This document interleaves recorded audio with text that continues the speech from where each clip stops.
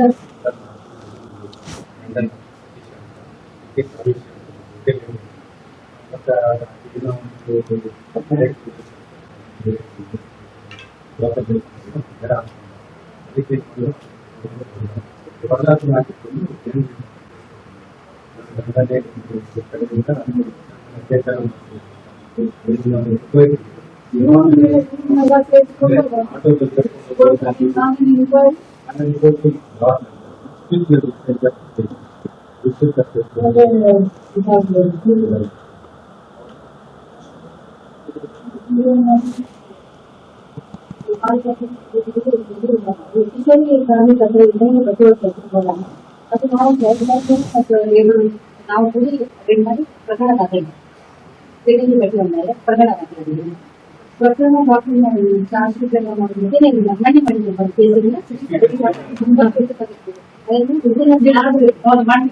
ಏನಾಗ್ತದೆ ಅವ್ರ ರೂಢಿ ಆಗ್ತದೆ. ಅವ್ರನ್ನ ಎಲ್ಲಾ ಚಿಂತ ಮಾಡ್ಬೇಕು. ಅವಾಗ ಮಹಿಳೆಯರು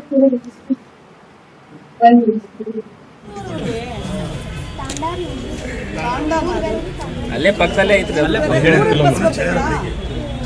ಪಕ್ಕದಲ್ಲೇ ಐತಿ.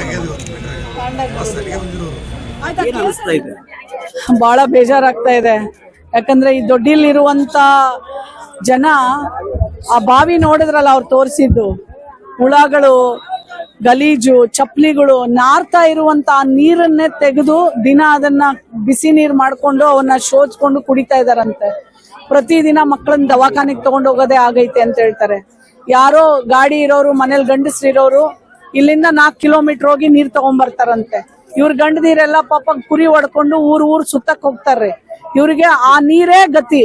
ಅಂತ ದುಸ್ಥಿತಿಯಲ್ಲಿ ಇರೋದು ನೋಡಿ ನನಗ್ ಬಹಳ ಶಾಕ್ ಆಯ್ತ್ರಿ.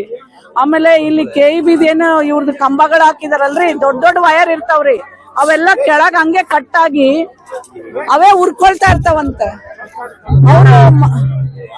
ಅವರು ಮಕ್ಕಳೆಲ್ಲ ಸಖತ್ ಭಯಭೀತರಾಗಿದ್ದಾರೆ. ಯಾರು ಸಿಕ್ಕಾಕೊಂಡ್ರೆ ಹಂಗೆ ಸತ್ತೋಗ್ತಾರೆ. ಈ ಜನರಿಗೆ ಯಾವ್ದು ಮಾಹಿತಿ ಇಲ್ರಿ. ಯಾವ್ದು ಇವ್ರು ಹೇಳೋ ಪ್ರಕಾರ ಇಲ್ಲಿ ಇವ್ರು ಈಗ 46 ದೊಡ್ಡ ಏನೋ ಇದಾವೆ, ಇಲ್ಲಿ ಒಂದ್ 4 ದೊಡ್ಡ ಜನ ಬಂದಿದ್ದಾರೆ. ಅವ್ರು ಹೇಳೋ ಪ್ರಕಾರ ಯಾವ ಡಾಕ್ಟರ್ಗಳು ಬರೋದಿಲ್ಲ. ಆ ಲಸಿಕೆಗಳು 100 ಕುರಿಗಳಿದಾವೆ, ಅವಕ್ಕೆ ಲಸಿಕೆಗಳು ಗೊತ್ತಿಲ್ಲ. ಜನ ನನಗೆ ಕೇಳ್ತಾ ಇದಾರೆ, ಮೇಡಮ್ ನಮ್ ಕುರಿ ಸತ್ರ ಎಲ್ಲಿಂದ ರೊಕ್ಕ ಇಸ್ಕೋಬೇಕು ಅಂತ. ಇಟ್ಟು ಮುಗ್ಧತೆ ಹೆಂಗೈತ್ರಿ, ಇಟ್ಟು ಜನರು ಹಿಂಗಿದ್ದಾರೆ. ಯಾಕೆ ಇವ್ರಿಗೆ ಅವೇರ್ನೆಸ್ ಮೂಡಿಸಿಲ್ಲ? ಜ್ವಲಂತ ಸಮಸ್ಯೆಗಳಿಗೆ ಪರಿಹಾರ ತಕ್ಷಣ ಅಂತೂ ಆಗಲ್ಲ ಮೇಡಮ್. ಅಲ್ಲ, ಆಮೇಲೆ ಎಲ್ಲ ನೀವು ನೋಡಿರ್ಬೇಕು. ಆಮೇಲೆ ಮಕ್ಕಳದು ಯಾರು ಹಾಸ್ಟೆಲ್ ನಲ್ಲಿ ಇಲ್ಲ, ಮಕ್ಕಳಿಗೆ ಇಲ್ಲಿರೋ ಯಾವಕ್ಕೂ ಹಾಸ್ಟೆಲ್ ನಲ್ಲಿ ಅವಕಾಶ ಸಿಕ್ಕಿಲ್ಲ. ಇವರು ಟ್ರೈ ಮಾಡಿದ್ದಾರೆ, ಆದ್ರೆ ಇವತ್ತು ಶಾಲೆಗಳು ಕಡಿಮೆ ಇರೋದ್ರಿಂದ ಇಂಥ ಮಕ್ಕಳಿಗೆ ಅವಕಾಶ ಸಿಗ್ತಾ ಇಲ್ಲ. ಆಕ್ಚುಲಿ ಇವ್ರಿಗೆ 10% ರಿಸರ್ವೇಶನ್ ಇದೆ. ಅಂದ್ರೆ ಇವ್ರೇ ಅಂತಲ್ರಿ, ಎಲ್ಲ ಅಲೆಮಾರಿ ಸಮುದಾಯದಾಗ ಇವರು ಬರ್ತಾರ್ರಿ. ಅಂದ್ರೆ 5 ಬರ್ತಾವಂತೆ ಸೀಟ್ 50ನಾಗ. 5ರೊಳಗೆ ಇವರೆಲ್ಲ ಹಂಚ್ಕೋಬೇಕ್ರಿ. ಹಂಗಾಗಿ ಇವ್ರಿಗೆ ಅವಕಾಶನೂ ಇಲ್ರಿ. ಇವರು ಬೇರೆ ಗೌರ್ಮೆಂಟ್ ಶಾಲೆಯಲ್ಲಿ ಓದ್ತಾ ಇದ್ರೆ ಅವ್ರಿಗೆ ಅಲ್ಲಿನೂ ಸಹ ಪ್ರತಿ ವರ್ಷಕ್ಕೆ ಇಷ್ಟು ದುಡ್ಡು ಅಂತ ಹಾಕ್ತಾರೆ. ಏನಕ್ಕಂದ್ರೆ ಮಕ್ಳನ್ನ ಓದಿಸ್ಲಿ, ಎಲ್ಲೋ ಕರ್ಕೊಂಡು ಹೋಗೋದ್ ಬೇಡ, ತಿಂಗಳಿಗೆ 200 ರೂಪಾಯಿ ಕೊಟ್ರೆ ಅವ್ರಿಗೆ ಏನಕ್ಕೂ ಸಹಾಯ ಆಗತ್ತೆ ಅಂತ ಹೇಳಿ 1ರಿಂದ 7ನೇ ಕ್ಲಾಸ್ ವರ್ಗು ಪ್ರತಿ ತಿಂಗಳ 700 ರೂಪಾಯಿ ಹಾಕ್ತಾರ್ರಿ. ಅಲ್ಲ ಸಾರಿ 200 ರೂಪಾಯಿ ರೀ, 10 ತಿಂಗಳಿಗೆ ಹಾಕ್ತಾರ್ರಿ. ಅದು 2000. 8ರಿಂದ 10ಕ್ಕೆ 4000 ಹಾಕ್ತಾರ್ರಿ. ಹಂಗೆ ಕಾಲೇಜ್ಗೆ ಹೋದ್ರೆ ಆ ಮಕ್ಳಿಗೆ ಒಂದು, ಪ್ರೊಫೆಷನ್ಗೆ ಹೋದ್ರೆ ಆ ಮಕ್ಳಿಗೆ, ಇವ್ರಿಗೆ ಏನೋ ಗೊತ್ತಿಲ್ರಿ. ಅದು ಬಹಳ ನೋವಾಗಿದೆ ರೀ ನನಗೆ. ಆಮೇಲೆ ಬಸ್ಗಳಿಲ್ರಿ, ಅಂಗನವಾಡಿಗಳಲ್ಲಿ 9 ತಿಂಗಳು ಇದು ಏನು ಫುಡ್ ಇಲ್ಲಂತ್ರಿ. ಆಮೇಲೆ ಮಕ್ಕಳೆಲ್ಲ ಆಚೆನೆ ಇರ್ತಾರಂತೆ. ಇವತ್ತು ಹೇಳ್ತಾ ಇದ್ಲು ತಾಯಿ, ನಾನೇ ಹೋಗಿ ಬೀಗ ಜಡ್ದಿದ್ರಂತೆ ಅಂಗನವಾಡಿಗೆ. ಇವತ್ತು ನಾನು ನೋಡಿದ್ದು 4ನೇ ಅಂಗನವಾಡಿ. ಒಂದ್ ಅಂಗನವಾಡಿ ನಮ್ಮ ಜೈಲ್ ಇದೆಯಲ್ಲ, ಜೈಲ್ ಪಕ್ಕ ಒಂದ್ ಅಂಗನವಾಡಿ ಇದೆ. ಅಲ್ಲಿ ಹೋದ್ರೆ ನೋಡಿದ್ರೆ ಅಲ್ಲಿ ಕರೆಂಟ್ ಇಲ್ರಿ, ಸುಮ್ನೆ ಫ್ಯಾನ್ ಹಾಕರ್ರಿ. ಅದ್ ಹೆಂಗ 1 ವರ್ಷ, ಆ ತಾಯಿ ಹೇಳ್ತಿದ್ಲು 1 ವರ್ಷನೋ 2 ವರ್ಷನೋ ಗೊತ್ತಿಲ್ಲ, ಕರೆಂಟ್ ಇಲ್ಲ, ಲೈಟ್ ಇಲ್ಲ. ಈ ಬೇಸಿಗೆಗಾಲದಲ್ಲಿ ಹ್ಯಾಂಗ್ರಿ ಅಟ್ ಪುಟ್ ಮಕ್ಕಳನ್ನ ಇಟ್ಕೊಂಡಿರ್ತಾರ, ಅದು ನನಗ್ ಗೊತ್ತಿಲ್ರಿ. ನೆನ್ನೆ ನಾನ್ ತಾಂಡಾಗ ಹೋಗಿದ್ದೆ, ಅಲ್ಲೂ ಸಹ 2 ಅಂಗನವಾಡಿಗೆ ಅದೇ ಸಮಸ್ಯೆ ಹೇಳಿದ್ರಿ. ಏನಾಗ್ತಾ ಇದೆ ನನಗ್ ಗೊತ್ತಿಲ್ಲ. ನಾನು ಒಬ್ಳೆ ಬಹಳಷ್ಟ್ರಿ. ಎಲ್ಲೋ ಒಂದ್ ಕಡೆ ಸರ್ಕಾರದಲ್ಲಿ ಕೆಲಸ ಮಾಡುವಂತವ್ರು ಸಹ ಜವಾಬ್ದಾರಿಯಿಂದ ಆ ಮಟ್ಟಕ್ಕೆ ಹೋಗಿ ಆ ಜನರಿಗೆ ಸಹಾಯವನ್ನ, ಅದು ಸಹಾಯ ಅಲ್ಲ, ಅವ್ರ ಕೆಲಸ ಏನಿದೆ ಅದನ್ನ ಎಲ್ಲೋ ಒಂದ್ ಕಡೆ ತಲುಪಿಸ್ತಾ ಇಲ್ಲ, ಮಾಡ್ತಾ ಇಲ್ಲ ಅನ್ನೋದು ಕಾಣತ್ರಿ. ಇಲ್ಲಿ ಎಲ್ರು ಕೆಟ್ಟವ್ರು ಅಂತ ಹೇಳಲ್ರಿ, ಮಾಡೋರು ಇದಾರ್ರಿ, ಬಟ್ ಮಾಡದೇ ಇರೋರು ಇಲ್ಲಿ ಎದ್ದು ಕಾಣತ್ತಲ್ರಿ. ಸೊ ಹಾಗಾಗಿ ನಾನು ನಾಳೆ DC ಆಫೀಸ್ ನಲ್ಲಿ ರಿವ್ಯೂ ನಲ್ಲಿ ತಗೊಳ್ತೀನಿ. ಎಸ್ಪೆಷಲಿ ಮೇನ್ ಕುಡಿಯೋ ನೀರು ಮತ್ತೆ ಶೌಚಾಲಯಗಳಿಲ್ವಂತೆ, ಎಲ್ಲ ಬಯಲ್ದೇಸೆ. ಅಲ್ಲೆಲ್ಲ ಹೆಣ್ಮಕ್ಳು ಹೇಳ್ತಿದ್ರು, ಮೇಡಮ್ ನಮಗೆ ಶೌಚಾಲಯಗಳಿಲ್ಲ ಅಂತ ಹೇಳಿ. ಬಹಳ ನೋವಾಗಿದೆ ರೀ ನನಗೆ. ನಾಳೆ ಎಲ್ಲಾ ಅಧಿಕಾರಿಗಳನ್ನೆಲ್ಲ ಕರ್ಸಿದೀನ್ರಿ, ನೋಡೋಣ ಎಷ್ಟಾಗುತ್ತೆ ಅಷ್ಟು ಮಾಡಿಸುವಂತ ಪ್ರಯತ್ನ ನಾನ್ ಮಾಡ್ತೀನಿ, ಮತ್ತೆ ಸರ್ಕಾರದ ಗಮನಕ್ಕೆ ತಗೊಂಡ್ಬರ್ತೀನಿ.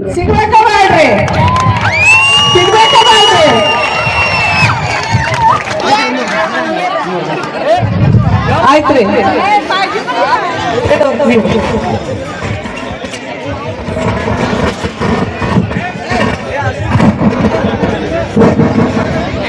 ದಿವಸ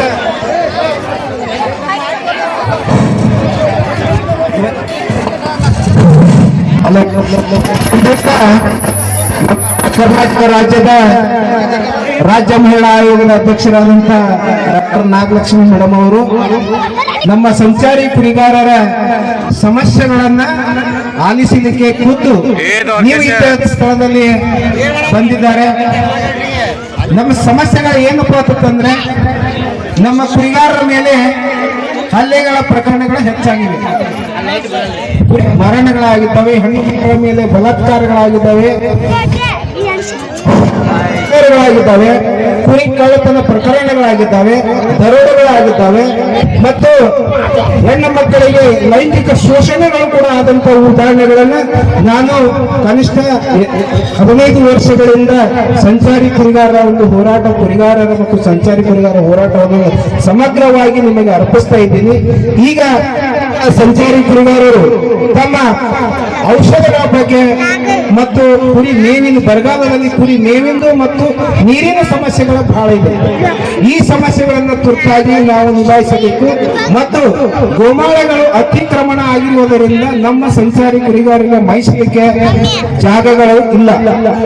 ಕೂಡಲೇ ಅವುಗಳನ್ನು ತೆರವುಗೊಳಿಸಿದರೆ ಕನಿಷ್ಠ ಏನೇ ಇಲ್ಲಪ್ಪ ಅಂತಂದ್ರೆ ನಾವು ಒಂದು 50% ಇಲ್ಲೇ ಕುರಿಗಾರರು ನಾವು ಬೇರೆ ಕಡೆ ಹೋಗೋದು ಇಲ್ಲೇ ಮೇಯಿಸಬಹುದು. ಇದು ಮುಖ್ಯವಾದಂತಹ ಸಮಸ್ಯೆಗಳು. ಇನ್ನೂ ಜಟಿಲವಾದ ಸಮಸ್ಯೆಗಳು ಏನಪ್ಪಾ ಅಂತಂದ್ರೆ, ಕುರಿಗಾರರ ನಿಖರವಾದಂತಹ ಒಂದು ಮಾಹಿತಿ, ಕುರಿಗೆ ಯಾವ ರೀತಿಯಾಗಿ ನಿಮ್ಮ ಊರಿನಲ್ಲಿ ಅರಿವಿನ ಕಾರ್ಯಕ್ರಮ ಡ್ರೈವ್ ಮಾಡಿ ಅವರೇ ಬಂದು ಅಧಿಕಾರಿಗಳು ಎಲ್ಲ ನೋಂದಾವಣೆ ಮಾಡಿಕೊಂಡು ಯಾವ್ಯಾವ ಮಕ್ಕಳು ಎಲ್ಲೆಲ್ಲಿ ಹೋಗ್ತಾ ಇದ್ದಾರೆ, ಅವ್ರಿಗೆ ಏನೇನು ಹಣ ಸಿಗಬೇಕು, ಸ್ಕಾಲರ್ಶಿಪ್ ಪ್ರತಿಯೊಂದು ಅವ್ರು ನಿಮಗೆಲ್ಲ ಮಾಹಿತಿ ಕೊಡ್ತಾರೆ. ಸರಿನಾ?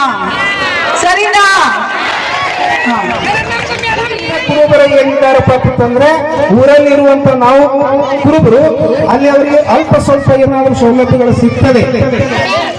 ಅಲ್ಲಿ ತೊಂದರೆಗಳು ಸಾಕಾಗಷ್ಟಿದೆ, ಆದ್ರೆ ಜಟಿಲವಾದ ಸಮಸ್ಯೆಗಳು ಸಂಚಾರಿ ಕುರುಬರ ಸಮಸ್ಯೆಗಳು. ಆದ್ರ ಸಲುವಾಗಿ ನೀವು ಕರ್ನಾಟಕ ರಾಜ್ಯದಲ್ಲಿ ಸಮಸ್ಯೆಗಳ ಸಂಚಾರಿ ಕುರಿಗಾಯಿ ಹೆಣ್ಣು ಮಕ್ಕಳೊಂದಿಗೆ. ನಮಸ್ಕಾರ ರೀ, ನಾ ಗುರುನಾಪುರದಿಂದ ಸುಭಾಷ್ ಪಾಂಡ್ರೆ ಮಾತಾಡೋರಿ. ನಮ್ದು MLA ಅವರು ನಿಮಗೆ ಜಾಗ ಬಿಟ್ಕೊಟ್ಟಾರ್ರಿ. ಬಿಟ್ಟು ಕೊಟ್ರ ಪದೇ ಪದೇ ತಹಸೀಲ್ದಾರ್ ಅದು ವಿಷಯ ಸೋಲಾರ್ ಪ್ಲಾಂಟ್ ರೀ. ಹಾ ಸೋಲಾರ್ ಪ್ಲಾಂಟ್ ಹ್ಞೂ ರೀ. ಏನಿದ ದೊಡ್ಡ ಸಮಸ್ಯೆ ಆಗಿತ್ತು. ಹಾ ಏನಂದ್ರು? ಅದು 15 ಎಕರೆ ನಮಗ್ ಬಿಟ್ಟು ಕೊಡ್ಬೇಕ್ರಿ. ಈಗ ಅದಕ್ಕ ಈಗ ನಾಗಮನಿ ಮೇಡಮ್ ಅವರಿಗೆ ನಾವು ಲೆಟರ್ ಕೊಡಾಕ್ ಬಂದೇವ್ರಿ. ಅದ್ ಪೂರಾನೇ ತಿರುಗೊಳಿಸ್ಬೇಕು ಅದನ್ನ ಪೂರಾ ರೀ. ಬ್ಯಾರೆ ಕಡೆ ಎಲ್ರಿ ಹಾಕೊಳ್ರಿ. 390 ಎಕರೆ ಐತಿ. ಅಲ್ಲೇ ದೊಡ್ಡ ಬಲ್ಲಿ ಮಾಡ್ಬೇಕತ್ತ ಏನು ಅಲ್ರಿ. ನಮ್ದು 600 ಕುಟುಂಬಗಳು ಅದಾವ್ರಿ. ಒಟ್ಟರಿಗೆ ಅಲ್ಲಿ ಶೆಡ್ ಅದು ಕಿತ್ತಿಸಿ ಮತ್ತ ಕುರುಗಳಿಗೆ ಕುಂದ್ರಲಾಗ ಜಾಗ ಇರ್ಲಾರ್ಗತ್ಲೆ ಮಾಡ್ಯಾರ. ಈ ವರ್ಷಾನ್ಗಟ್ಲೆ 6 ತಿಂಗಳ ಕಡೆ ಕುರಿ ಕಾಲಕ್ ಹೋಗ್ತಾರಿ ನಮ್ ಕುರ್ಗಾರ್ರಿ.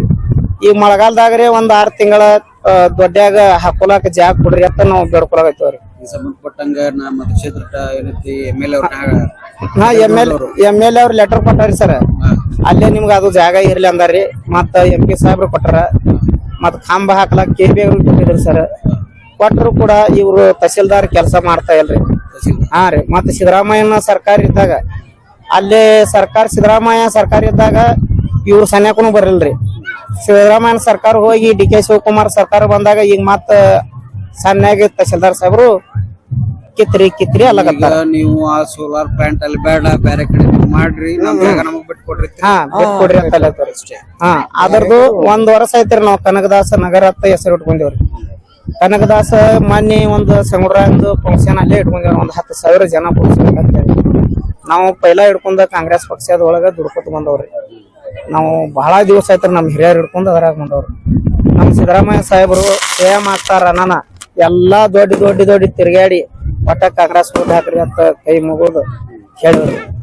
ಈಗ ಸಿದ್ದರಾಮಯ್ಯ ಸರ್ಕಾರ ಇದ್ದಾಗ ಅವ್ರು ಸರಿಯಾಗಿ ಬಂದಿಲ್ರಿ. ಮೊನ್ನೆ ಲೆಟರ್ ಕೊಟ್ಟ ಮಂದಿಯಿಂದ ಹಿಡ್ಕೊಂಡು ಮತ್ ಮೊನ್ನೆ ನಾವು ಅಲ್ಲಿ ಫಂಕ್ಷನ್ ಏನ್ ಮಾಡ್ಲಾಕ್ ಹೊಂಟೇವಲ್ರಿ. ತಹಸೀಲ್ದಾರ್ ಸಾಹೇಬ್ರ ಅಲ್ಲಿ ಮಾಡ್ಬೇಡ್ರಿ, ಅಲ್ಲಿ ಮಾಡಿದ್ರ ನಿಮ್ಗ ನೋಡ್ರಿ ಮತ್ತ ಜೈಲಿಗೆ ಕಳಿಸ್ತೀನಿ ಅಂತ ಅಂದ್ರು. ಅಷ್ಟು 6 ಹೆಸರು ಇರ್ತಾವ್ರಿ. ಈಗ ಅಲ್ಲಿ ಏನ ಕಬ್ಜ ಏನದ ಎಕರೆ ಅದ? ಎಷ್ಟು ಎಕರೆ? 16 ಎಕರೆ. 16 ಎಕರೆ. ಸೋಲಾರ್ ಪ್ಲಾಂಟ್ ಸ್ಯಾಂಕ್ಷನ್ ಆಗಿದ್ದು 25 ಎಕರೆ ರೀ. ಅದ್ರಾಗ ನಮ್ಮ ದೊಡ್ಡಿ ಸನ್ಯಾಕ ಐತ್ರಿ. ಅದು ಹುಡುಗರಿ ಎಪ್ಪೆಟ್ ಅದ್ರಿ. ಕಾವ ಮತ್ತ ಗರ್ಭಿಣಿದ್ದ ಹೆಣ್ಮಕ್ಳಿಗೆ ಎಪ್ಪೆಟ್ ಐತ್ರಿ. ಅದು ಅಲ್ಲಿ ಒಟ್ಟ ಸೋಲಾರ್ ಬ್ಯಾಡ್ರಿ. ಅದು 15 ಎಕರೆ ಏನ ಅದ್ರಾಗ ನಮ್ಗ 15 ಎಕರೆ ಬಿಟ್ಟು ಕೊಡ್ರಿ. 15 ಎಕರೆ ನಮ್ಗ್ ಕೊಡ್ಬೇಕು. ನಮ್ ಕುರಗಾರಿಗೆ ಕೊಟ್ರ ಒಟ್ಟ ನಿಮ್ಗ ಸೋಲಾರ್ ಪ್ಲಾಂಟ್ ಅಲ್ಲಿ ಆಗ್ಬಾರ್ದು. MLA ಅವ್ರು ಏನ್ ಹೇಳ್ತಾರ? MLA ಅವರು ನಿಮ್ಗೆ ಅಂತ ಹೇಳ್ಯಾರ್ರಿ. ಮೊನ್ನೆ ಆಶ್ವಾಸನೆ ಕೊಟ್ಟು ಲೆಟರ್ನು ಕೊಟ್ಟಾರ್ರಿ. ಮೊನ್ನೆ ನಾವು ಸಂಗ್ರಾಮ ಜಯಂತಿ ಕರ್ಸಿದೇವಿ. ಅತಿ ಶೀಘ್ರ ಒಳಗನ ಅದನ್ನ ಬಗೆಹರಿಸ್ತೀನಿ ಅಂತ ಹೇಳ್ಯಾರ. ಮುಂದೆ ಏನು ಇದೇನೈತಿ ಇಲ್ಲ ಸರ್ಕಾರ ಇದೇ ರೀತಿ ಮುಂದುವರಿತ ನಿಮ್ಗೆ ಏನೈತಿ ತಲಾಟಿಯವ್ರ ಆಗಿರ್ಬೋದು ತಹಶೀಲ್ದಾರ್ ಆಗಿರ್ಬೋದು ನಿಮ್ಗೇನ್ ನಾವು DC ಆಫೀಸ್ ಮುಂದ ಧರಣಿ ಕುಂದ್ರೈತ್ರಿ. ಅಲ್ಲಿ ಕೇಳಿಲ್ಲ ಅಂದ್ರ MB ಪಾಟೀಲ್ ಮನಿ ಮುಂದ ಹೋಗಿ ಹಂಗೆ ತೆಗೆದು ಕುಂದ್ರವ್ರ. ಅದು ಸುಭಾಷ್ ಬಿವಪ್ಪ ಪಂಡ್ರಿ. ಮತ್ತೆ ಬೇರೆದಾಗ ಸರ್ವೆ ನಂಬರ್ ಅದು ಸರ್ವೆ ನಂಬರ್ ಬಿಟ್ಟು ಅವ್ರು ಬೇರೆ ಕಡೆ ಮಾಡಿಲ್ಲ. ಅದು ನಮ್ಗೆ ತಕರಾರು ಇಲ್ರಿ. ಈಗ ಏನೈತಿ ಇದು ನಮ್ ದೊಡ್ಡ ಸಮಾಜ ಐತಿ. ನಮ್ ಕುರುಗಳು ಇರುದು ನಮ್ಗ ಜಾಗ ಹಿಂಗ ಸಮಸ್ಯೆ ಸೋಲಾರ್ ಪೈಪ್ ಬಾಂದ್ ಆಗ್ಬೇಕ್ರಿ. ಮತ್ ಬ್ಯಾರದ ಕಡೆ ಅವ್ರು ಮಾಡ್ಕೊಳ್ಳಾಕ ಅದಕ್ಕೆ ತಕರಾರು ಇಲ್ರಿ. ಇದೇ ನೋಡ್ರಿ ಮತ್ತೇನಿಲ್ರಿ. ನಮ್ಗ ಆಯ್ತು. ಭಾರತೀಯರ ಪ್ರತಿ ಸಂಪ್ರದಾಯವು ಪ್ರೀತಿ ಮತ್ತು ಪರಂಪರೆಯ ಕತೆ ಸಾರುತ್ತದೆ. ಈ ಆಷಾಢದಲ್ಲಿ ಶುಭ ಲಾಭಗಳೊಂದಿಗೆ ನಿಮ್ಮ ಸಂಭ್ರಮವನ್ನು ಇನ್ನಷ್ಟು ವಿಶೇಷಗೊಳಿಸಿ. ಚಿನ್ನ, ಅನ್ಕಟ್ ಮತ್ತು ಅಮೂಲ್ಯ ರತ್ನಾಭರಣಗಳ ಮೇಕಿಂಗ್ ಚಾರ್ಜ್ ಮೇಲೆ 30% ವರೆಗೆ ರಿಯಾಯಿತಿ ಮತ್ತು ವಜ್ರಾಭರಣಗಳ ವಜ್ರದ ಮೌಲ್ಯದ ಮೇಲೆ 30% ವರೆಗೆ ರಿಯಾಯಿತಿ ಪಡೆಯಿರಿ. ಮಲಬಾರ್ ಗೋಲ್ಡನ್ ಡೈಮಂಡ್ಸ್ ನಲ್ಲಿ ಮಾತ್ರ.